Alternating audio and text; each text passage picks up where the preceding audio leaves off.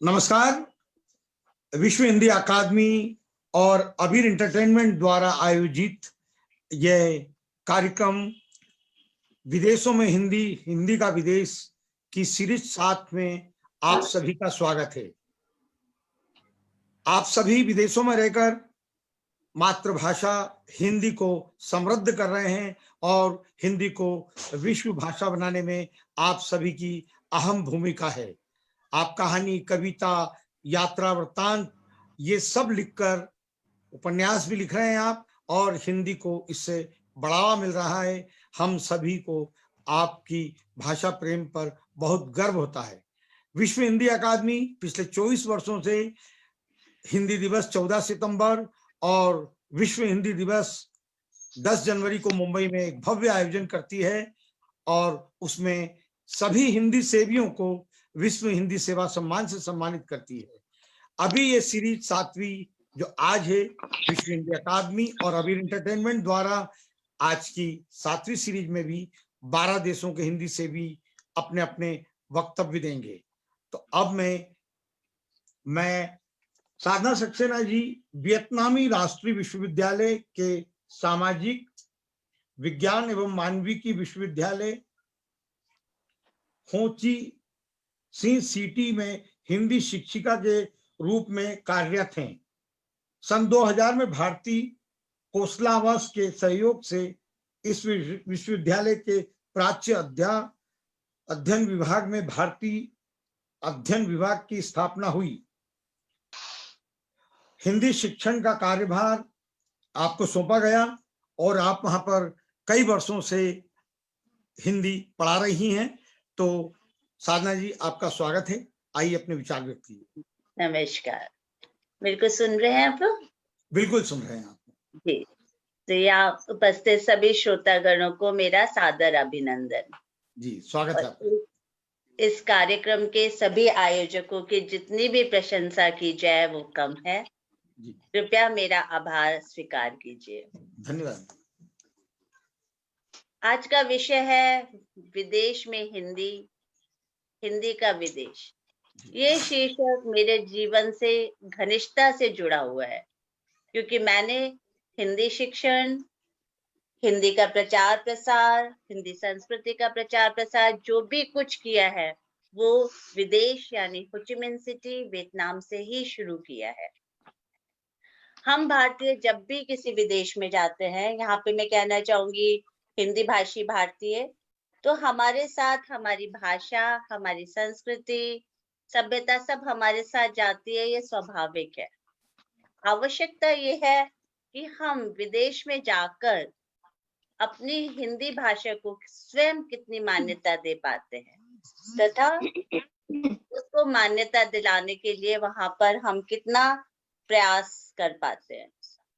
हम प्रवासी भारतीयों के लिए ये बहुत आवश्यक हो जाता है कि हम जिस भी देश में जाते हैं वहाँ की भाषा, वहाँ की संस्कृति हमें अपनाना होता है, पर अपनी हिंदी भाषा छोड़कर नहीं। उन दोनों में तालमेल बिठाकर हमें अपनी हिंदी भाषा को आगे तक पहुंचाना है। अगर हम सभी प्रवासी भारतीय इसमें प्रयास करते रहे तो पूरी आशा है कि हमें सफलता निश्चित मिलेगी।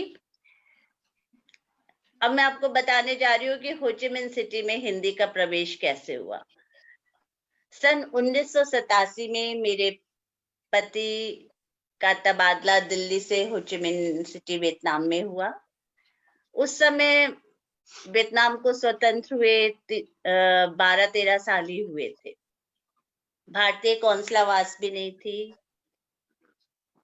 3-4 ही भारतीय परिवार वहां पर थे और वियतनामी लोगों का भी अंग्रेजी का ज्ञान बहुत कम था। उसी समय मैंने स्व अध्ययन करके 2-3 महीनों में थोड़ी थोड़ी वियतनामी भाषा बोलनी शुरू कर दी थी। फिर धीरे धीरे वियतनाम खुला, भारतीयों का आगमन शुरू हुआ। वियतनाम में आज भी जो अंतरराष्ट्रीय विद्यालय हैं उसके पाठ्यक्रम में हिंदी नहीं है और वियतनाम में अभी भी लगभग 1500 से 2000, वियतनाम हो ची मिन्ह सिटी में विशेषकर 1500 से 2000 ही भारतीय परिवार है। और जो जनसंख्या चलायमान है। भारतीय परिवार आते हैं, 2-3 साल अपना अनुबंध समाप्त करके वापस चले जाते हैं। तो मैंने उसी समय से अपने भारतीय मित्रों के बच्चों को हिंदी पढ़ाना आरंभ कर दिया था।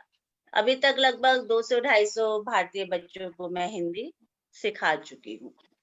फिर सन 2000 में भारतीय कौंसलावास और विश्वविद्यालय के परस्पर सहयोग से, उनके सौजन्य से भारतीय शिक्षण विभाग का शुभारंभ हुआ और ये मेरा सौभाग्य है कि मुझे विश्वविद्यालय में हिंदी पढ़ाने के लिए चुना गया।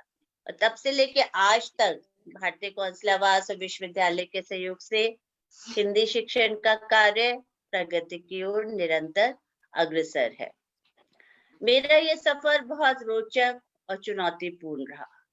मेरी सबसे बड़ी चुनौती वियतनामी छात्रों को हिंदी पढ़ाने की उस समय भी थी और आज भी थी, कि जब वो मुझसे पूछता है कि हम हिंदी क्यों सीखें, क्योंकि वियतनाम में जब दक्षिण भारतीय आते हैं तो वो देखते हैं उनको हिंदी नहीं आती है, और हमारे प्रवासी भारतीय भी, हिंदी भाषी भी अधिकतर वार्तालाप अंग्रेजी में करते हैं, तो उससे छात्रों का मनोबल बहुत क्षीण होता है और मैं निरुत्तर हो जाती हूँ। बट यहाँ पर मेरा वियतनामी भाषा का ज्ञान उनके लिए प्रेरणा स्रोत है। जब मैं उनसे वियतनामी भाषा में बात करती हूँ तब उनको बहुत अच्छा लगता है और उनका यही होता है कि मैडम जब वियतनामी भाषा में बात कर सकती हैं तो हमें भी हिंदी भाषा को अच्छे से और ध्यान से सीखना है और सुनना है। और जो छात्रों को भारत सरकार द्वारा छात्रवृत्ति मिलती है, वो उत्तरी भारत के विश्वविद्यालयों में उच्च शिक्षा के लिए आते हैं, उनके लिए हिंदी का वियतनाम में प्रारंभिक ज्ञान जो उनको होता है, उससे भारतवर्ष में रहना बहुत ही सरल और सुगम हो जाता है। मैं वियतनामी छात्रों को पाठ्य पुस्तकों के साथ साथ भारतीय संस्कृति के माध्यम से भी हिंदी सिखाती हूँ। जैसे कि कोई गीत, अभी गांधी जी की 150वीं वर्षगांठ पर मैंने अपने छात्रों को रघुपति राघव राजा राम सिखाया, तो सभी छात्र पहले गीत को देवनागरी लिपि में लिखते हैं, एक एक शब्द का अर्थ समझते हैं, उसके बाद ही वो गाते हैं। वियतनामी छात्र नृत्य, कविता, नाटक, इन सबको सीखने में बहुत ही रुचि रखते हैं। हो ची मिन सिटी में जितनी भी सरकारी संस्थाएं, व्यवसायी संस्थाएं, अन्य विश्वविद्यालय, इन सब में कोई भी कार्यक्रम, सांस्कृतिक कार्यक्रम आयोजित होते हैं तो उसमें भारतीय अध्ययन विभाग के छात्रों को आमंत्रित किया जाता है और वो वहां पर भारतीय पोशाकें पहनकर नृत्य, अपनी कला दर्शाते हैं, जो बहुत ही सराहा जाता है। पूरे वियतनाम में वियतनामी राष्ट्रीय विश्वविद्यालय हो ची मिन सिटी ही एकमात्र विश्वविद्यालय है जहां पाठ्यक्रम में हिंदी अनिवार्य विषय के रूप में मेरे द्वारा सिखाई जाती है। प्रतिवर्ष हमारा भारतीय कौंसलावास विश्व हिंदी दिवस का भव्य आयोजन करता है, जिसमें छात्र कार्यक्रम का संचालन पूरा हिंदी में करते हैं। प्रतियोगिताएं होती है हिंदी की। विश्वविद्यालय भी एशियाई उत्सव का आयोजन प्रतिवर्ष करता है, जिसमें छात्र सांस्कृतिक कार्यक्रमों के अलावा भारतीय व्यंजन बनाते हैं, जो पूरे विश्वविद्यालय के शिक्षक, छात्र सभी उसका आनंद लेते हैं। प्रतिवर्ष विश्वविद्यालय में 20 से 30 वियतनामी छात्रों को प्रवेश मिलता है, तो अभी तक 400 से अधिक वियतनामी छात्र हिंदी का प्रारंभिक ज्ञान प्राप्त कर चुके हैं। हिंदी केवल हो ची मिन सिटी तक ही नहीं बल्कि आसपास के प्रांतों तक भी भ्रमण कर रही है। हमने कई अन्य विश्वविद्यालयों में, जैसे चाविन विश्वविद्यालय, अंजांग विश्वविद्यालयों में हिंदी कार्यशाला का आयोजन किया है, जो बहुत सराहा गया है। वियतनामी राष्ट्रीय दूरदर्शन में भी भारतीय सांस्कृतिक पर आधारित कई सारे कार्यक्रम प्रस्तुत किए हैं, जो समय समय पर प्रसारित होते रहते हैं। कौंसलावास और विश्वविद्यालय का मुझे पूर्णतः सहयोग प्राप्त है और परिवार के सहयोग के बिना तो कोई भी काम सफलतापूर्वक कर पाना संभव नहीं है। मेरे पति अमित सक्सेना, मेरी बेटियां आंचल आशी सदैव हर प्रकार के मेरे छात्रों के साथ सहयोग देने के लिए हमेशा तत्पर रहती है।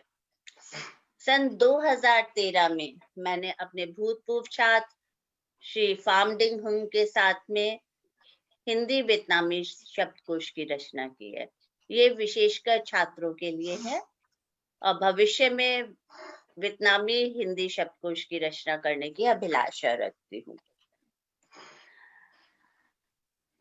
आशा है कि आपको वियतनाम में हिंदी और हिंदी का वियतनाम के बारे में जानकर आनंद की अनुभूति हुई होगी और मेरे लिए ये बहुत ही चुनौतीपूर्ण कार्य है कि इतने लंबे सफर को 10 मिनट में मुझे बताना है। मैं 2 पंक्तियों के साथ अपनी बात समाप्त करना चाहूंगी। मेरी हिंदी एक ऐसी भाषा है जिसने भारतीय संस्कृति को अभी भी बचाए रखा है। मेरी हिंदी एक ऐसी खूबसूरत भाषा है जिसने मेरी पहचान को वियतनाम में आज भी बनाए रखा है। आप सभी का तहे दिल से धन्यवाद। नहीं, बहुत अच्छा लगा और वियतनाम के बारे में बड़ी उत्सुकता थी जानने की हिंदी सेवियों को, और आपका उद्बोधन से जानकारियां मिली और आपका हिंदी के प्रति जो समर्पण है और अध्यापन कर रही हैं, अध्ययन कर रही हैं, हमें आप पर गर्व है। मैंने अपना पूरा जीवन हिंदी शिक्षण और भारतीय संस्कृति के प्रचार प्रसार में लगा दिया है। हमें आप पर गर्व है। तो धन्यवाद साधना जी, धन्यवाद।